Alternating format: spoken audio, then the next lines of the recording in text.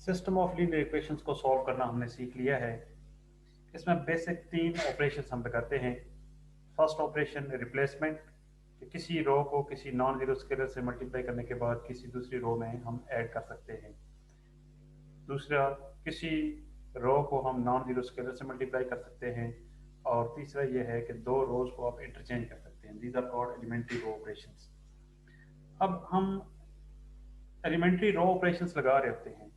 अब इसके बैक पे क्या हो रहा होता है, ये हम आज स्टडी करेंगे। जब भी हम एक ऑपरेशन लगाते हैं तो इसके इसके बैक पे कौन सा ऑपरेशन हो रहा होता है।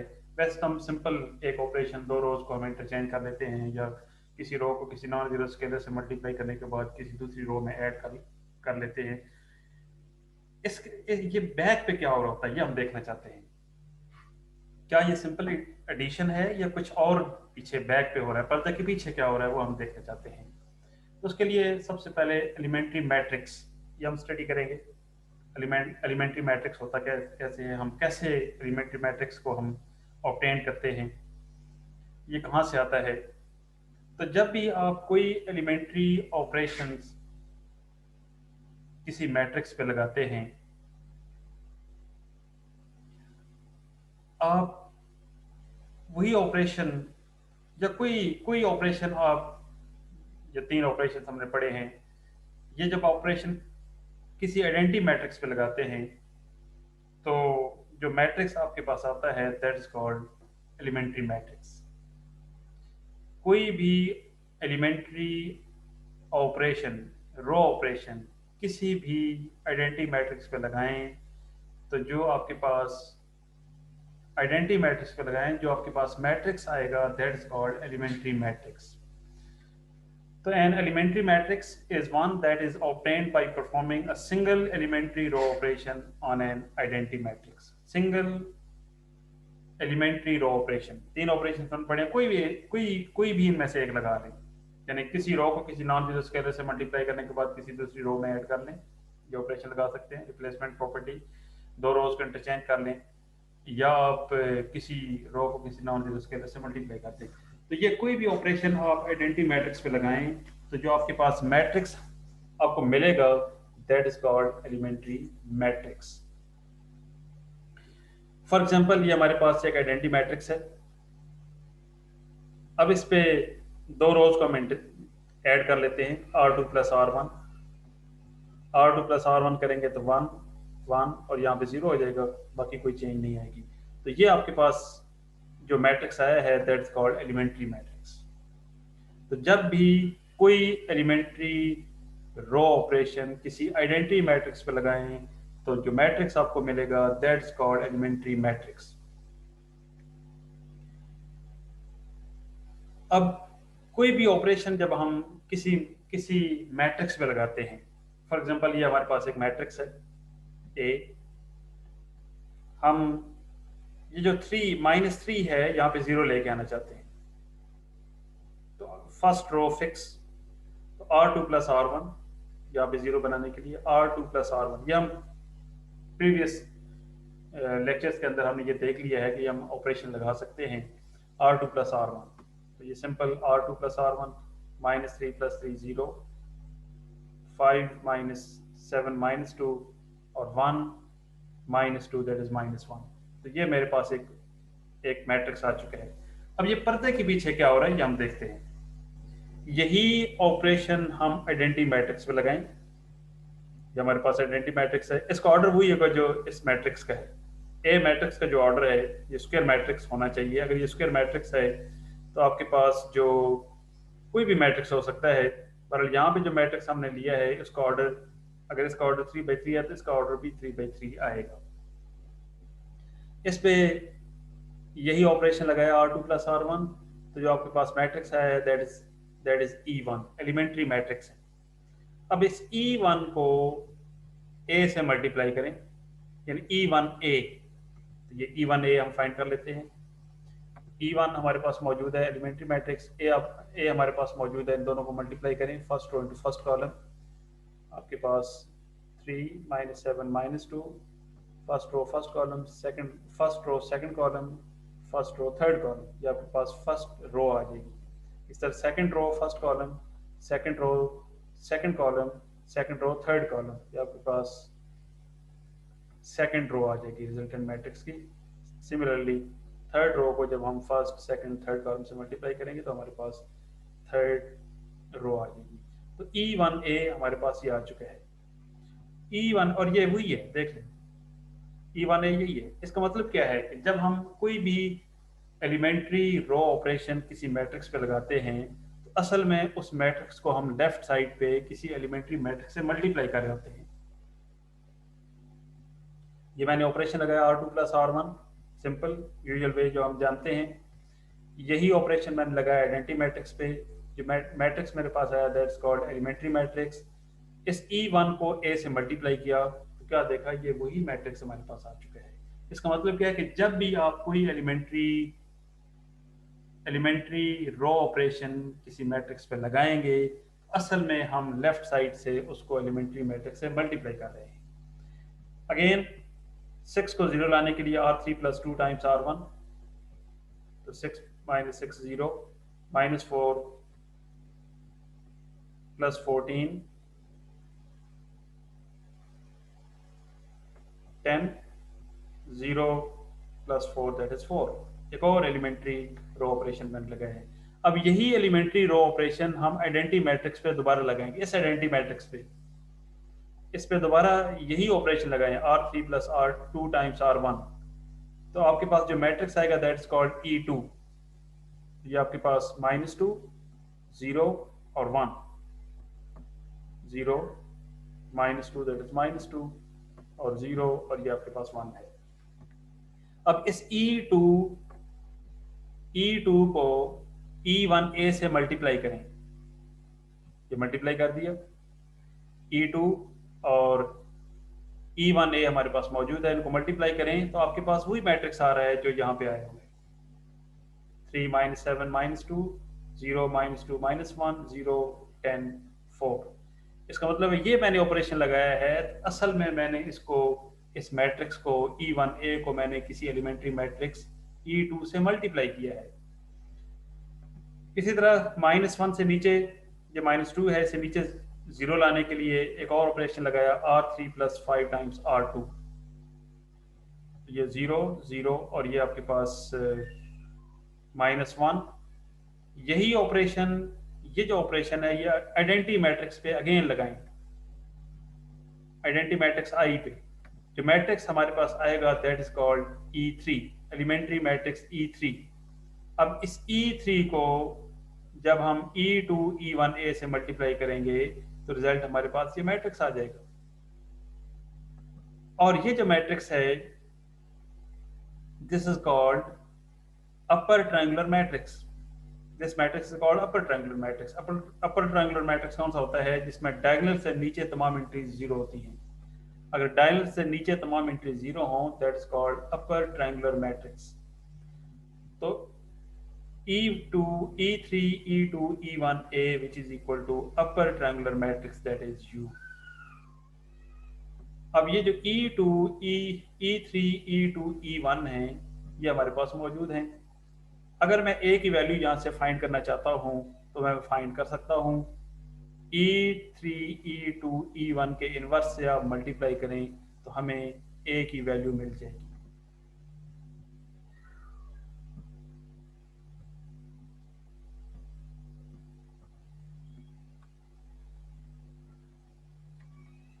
और ये जो एलिमेंट्री मैट्रिसेस हैं ये तमाम के तमाम इन्वर्टिबल हैं, इनके इन्वर्सेस एग्जिस्ट करते हैं। Each elementary matrix E is invertible. The inverse of E is the elementary matrix of the same type that transforms E back into I। यानी अगर हमें इसका इन्वर्स फाइंड करना है तो इसको दोबारा आइडेंटिटी मैट्रिक्स में कैसे कन्वर्ट किया जा सकता है, जब यहाँ पे -1 आएगा ये दोबारा ये जो मैट्रिक्स है दोबारा आइडेंटिटी मैट्रिक्स में कन्वर्ट हो जाएगा। यानी इसको 1 बनाना है, ये जो 1 है इसको 0 बनाना है, 1 को 0 बनाना है। जब हम 1 को 0 बनाएंगे और वही ऑपरेशन हम आइडेंटिटी मैट्रिक्स पे लगाएंगे तो आपके पास E1 का इन्वर्स आ जाएगा। यानी E1 पे ऑपरेशन लगाएं और इसको आइडेंटिटी मैट्रिक्स में कन्वर्ट करें और वही ऑपरेशन आप आइडेंटिटी मैट्रिक्स पे लगाएं तो E1 का इन्वर्स आ जाएगा। तो that is very simple. One, ये -1 लिख दें, इसका इन्वर्स आ जाएगा। -2 +2, इसका इन्वर्स 5, तो ये -5। बाकी तमाम एंट्री सेम रहेंगी। That is the inverse of elementary matrices. तो एलिमेंट्री मैट्रिक्स का इन्वर्स फाइंड करना बहुत ही आसान।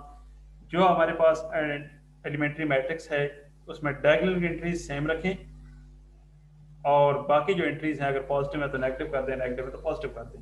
That is the inverse of elementary matrix. तो ए की वैल्यू फाइंड करने के लिए E3 E2 E1 से मल्टीप्लाई करें, इसके इन्वर्स से मल्टीप्लाई करें। जब हम इन्वर्स से मल्टीप्लाई करेंगे तो ये हमारे पास identity matrix, associative law holds in matrices, यहाँ से E3 E2 E1 whole inverse, E3 E2 E1 into ए, और ये हमारे पास आइडेंटिटी मैट्रिक्स है। That is AB whole inverse, you know that AB whole inverse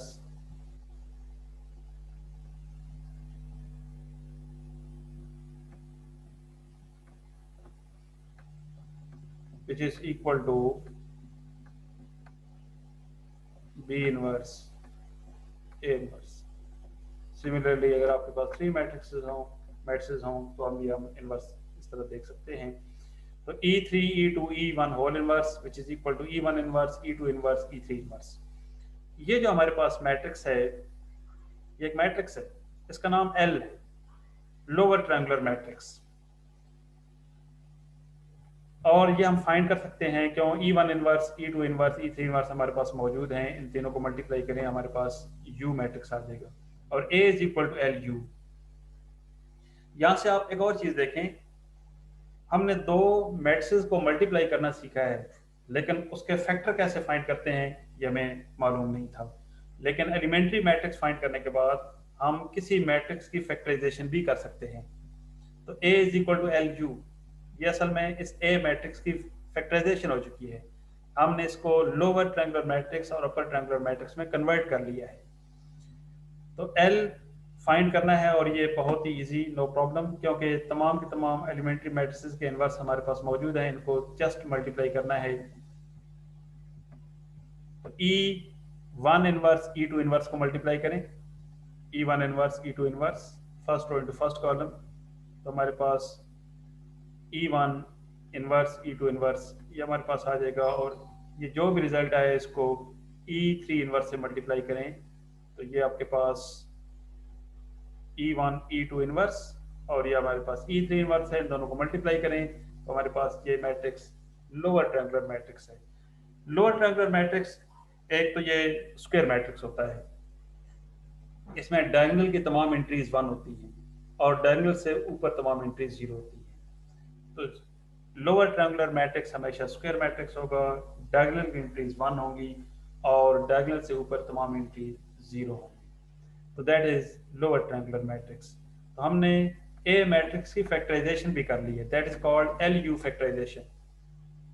अगर आपके पास कोई मैट्रिक्स मौजूद हो, हम उसकी फैक्टराइजेशन कर सकते हैं यूजिंग एलिमेंट्री रो ऑपरेशंस और एलिमेंट्री मैट्रिक्स फाइंड करने के बाद। अब इसका एक वे ये है कि हम एलिमेंट्री रो ऑपरेशन लगाएं और अपर ट्रायंगुलर मैट्रिक्स और इस तरह एलिमेंट्री मैट्रिक्स फाइंड करें, और इनको आपस में मल्टीप्लाई करें, हमारे पास लोअर ट्रायंगुलर मैट्रिक्स आ जाएगा। अब अगर हमारे पास ए मैट्रिक्स मौजूद है और ए मैट्रिक्स हमारे पास मौजूद है और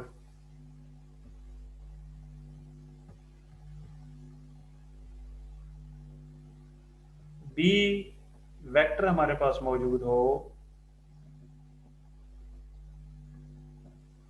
तो क्या हम एक्स फाइंड कर सकते हैं? That is the problem using LU factorisation. LU factorisation को यूज करते हुए क्या हम इस सिस्टम को सॉल्व कर सकते हैं, इस मैट्रिक्स इक्वेशन को सॉल्व कर सकते हैं? जी हाँ, सॉल्व कर सकते हैं।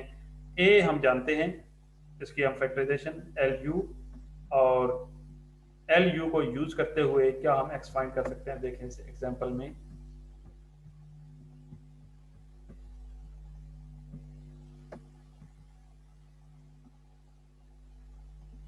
ये हमारे पास A matrix, coefficient matrix, L अभी हमने फाइंड किया है और यू भी हमने फाइंड किया है।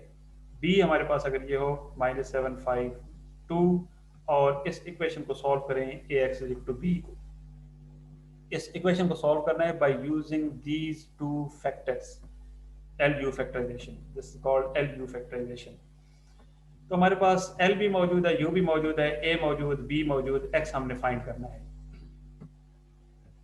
देखें ए हमारे पास एल यू है, ए एक्स इक्वल टू बी को हम सॉल्व करना चाहते हैं, तो ए की वैल्यू यहाँ पे प्लग कर दें, एल यू।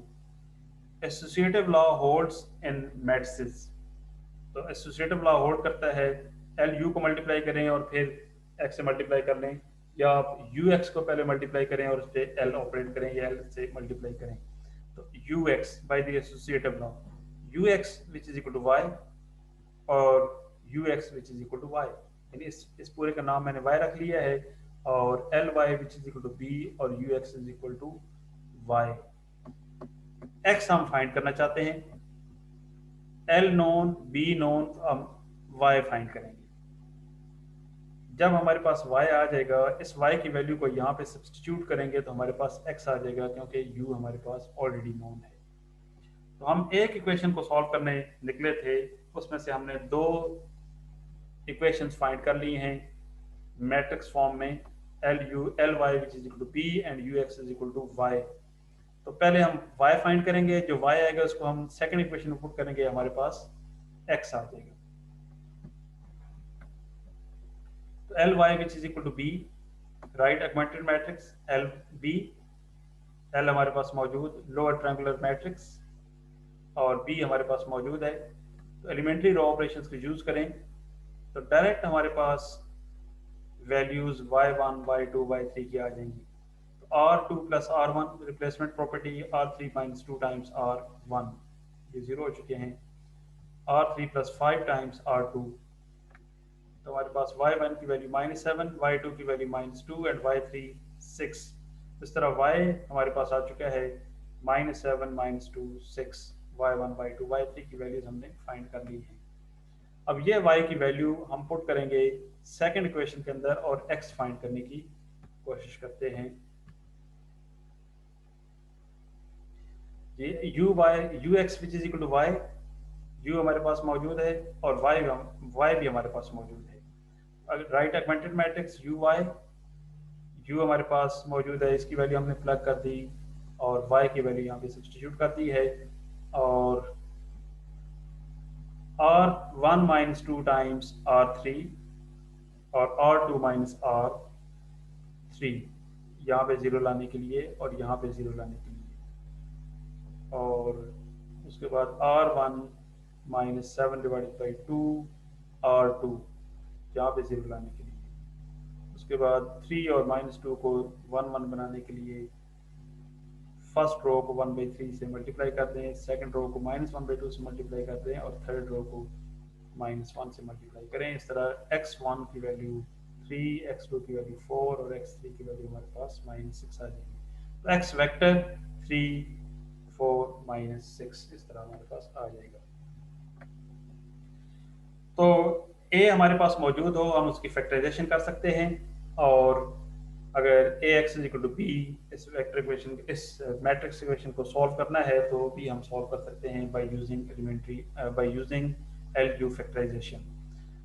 अब ये एक लेंथी प्रोसीजर है, इसको पहले हम एलिमेंट्री रो ऑपरेशन लगाएं, उसको अपर ट्रायंगुलर मैट्रिक्स में कन्वर्ट करें, फिर एलिमेंट्री मैट्रिसेस लिखें, उनके इन्वर्सेस फाइंड करें, उनके इन्वर्सेस फाइंड करने के बाद उनको मल्टीप्लाई करें तो हमारे पास लोअर ट्रायंगुलर मैट्रिक्स आ जाएगा। इसका डायरेक्ट मेथड भी हमारे पास मौजूद है, हमारे बुजुर्गों ने डायरेक्ट मेथड भी इसका एवेल्युएट किया हुआ है, बताया हुआ है कैसे हम इसको डायरेक्ट लिख सकते हैं। देखिए ए मैट्रिक्स हमारे पास मौजूद है, इस पे एलिमेंट्री रो ऑपरेशन लगा के इसको यू मैट्रिक्स में कन्वर्ट कर लें, यानी अपर ट्रायंगुलर मैट्रिक्स फाइंड कर लें, no problem. Elementary row operation use करते हुए अपर ट्रायंगुलर मैट्रिक्स हम फाइंड कर लेंगे। ये हमारे पास एचेलॉन फॉर्म है, यानी किसी भी मैट्रिक्स को हम एचेलॉन फॉर्म में कन्वर्ट कर सकते हैं, no problem.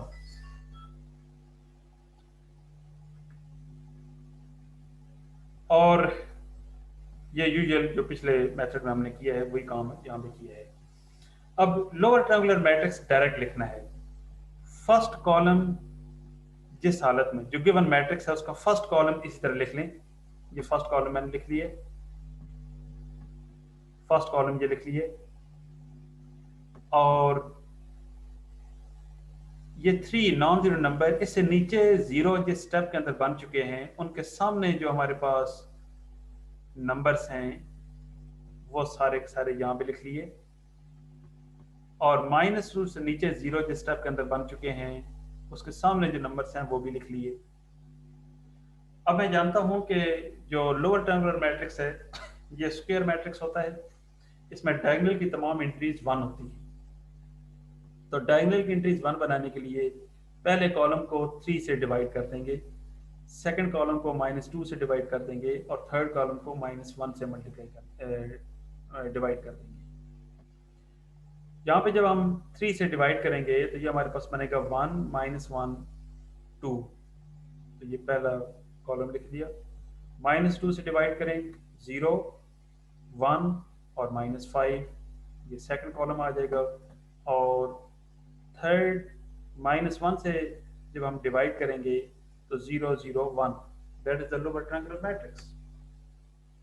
Again given matrix में जो पहला कॉलम है इसी तरह उठा के लिख देना है, इस तरह लिख देना है।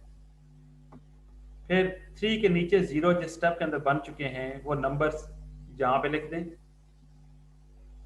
और -2 से नीचे जीरो जिस स्टेप के अंदर बन चुके हैं उसके सामने जो नंबर्स हैं वो भी लिख लें।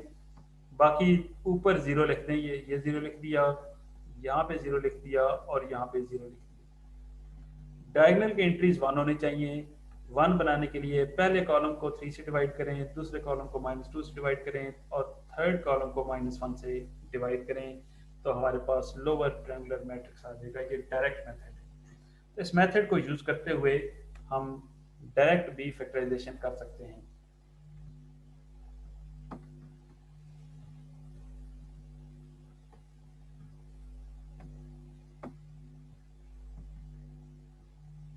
इसी प्रोसीजर को यूज करते हुए एक और एग्जांपल,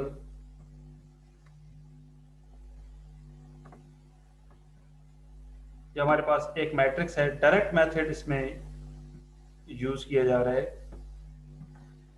हमारे पास ये मैट्रिक्स है, मैं इसकी फैक्टराइजेशन करना चाहता हूं, LU फैक्टराइजेशन, यानी लोअर ट्रायंगुलर मैट्रिक्स और अपर ट्रायंगुलर मैट्रिक्स फाइंड करना चाहता हूं। तो यूजिंग एलिमेंट्री रो ऑपरेशंस इसको कन्वर्ट करें एचेलॉन फॉर्म।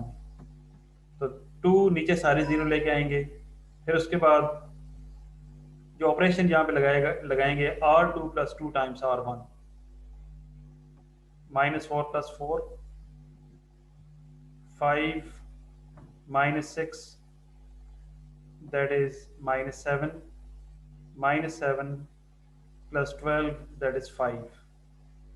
इस तरह बाकी जो R3 -3 / 2 R1, और R4 + 3 times R1, and R5 -4 times R1, ये हमारे पास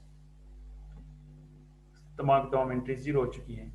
फिर ये जो -7 है इससे नीचे सारे 0 लेके आने, तो operation R3 + 2 times R2, R4 -2 times R2, and R5 + 3 times R2, ये तमाम एंट्री 0 हो जाएंगी, और ये भी तमाम एंट्री 0 हो चुकी है। ये हमारे पास अपर ट्रायंगुलर मैट्रिक्स है, U, where U is equal to this matrix। अब लोअर ट्रायंगुलर मैट्रिक्स कैसे लिखना है? पहला कॉलम इस तरह लिख लेना है, ये पूरा पहला कॉलम लिख लिया। 2 के नीचे सारे 0 जिस स्टेप के अंदर आ चुके हैं उसके सामने जो नंबर्स हैं वो सारे लिख लें, ऊपर 0 लिख दिया। फिर -7 से नीचे जितनी एंट्रीज हैं, जितनी एंट्रीज 0 जिस स्टेप के अंदर आ चुकी हैं, -7 से नीचे 0 जिस स्टेप के अंदर आ चुके हैं उनके सामने नंबर्स देखें वो सब 0 है। इसको यहाँ पे स्टॉप कर देंगे। अब ये जो लोअर ट्रायंगुलर मैट्रिक्स होता है ये एक स्क्वायर मैट्रिक्स होता है जिसमें डायगोनल की तमाम एंट्रीज 1 होती हैं। अब स्क्वायर बनाने के लिए यहाँ पे रोज हैं 1 2 3 4 5, तो 5 कॉलम्स हमने कंप्लीट करने हैं। यहाँ पे लिख लिया 1, ऊपर नीचे सारे 0, 1 ऊपर नीचे सारे 0, 1 यहाँ पे ऊपर नीचे सारे 0। इस तरह ये 5 कॉलम्स हमारे पास बन चुके हैं। डायगोनल की एंट्रीज तमाम 1 होनी चाहिए। यहाँ पे तो 1 है, यहाँ पे 1 बनाने के लिए डिवाइडेड बाई 2 करेंगे, यहाँ पे 1 बनाने के लिए डिवाइडेड बाई -7 करेंगे, divided by 1 divided by 1 divided by 1। तो इस तरह हमारे पास लोअर ट्रायंगुलर मैट्रिक्स आ जाएगा 1 -2 3 डिवाइडेड बाई 2 -3 4 0 1 डिवाइड बाई -7 करेंगे तो ये -2 +2 और -3, बाकी इंक्रीज हमारे पास यहाँ पे है। तो इस वजह से हम डायरेक्ट लोअर ट्रायंगुलर मैट्रिक्स और अपर ट्रायंगुलर मैट्रिक्स हम फाइंड कर सकते हैं।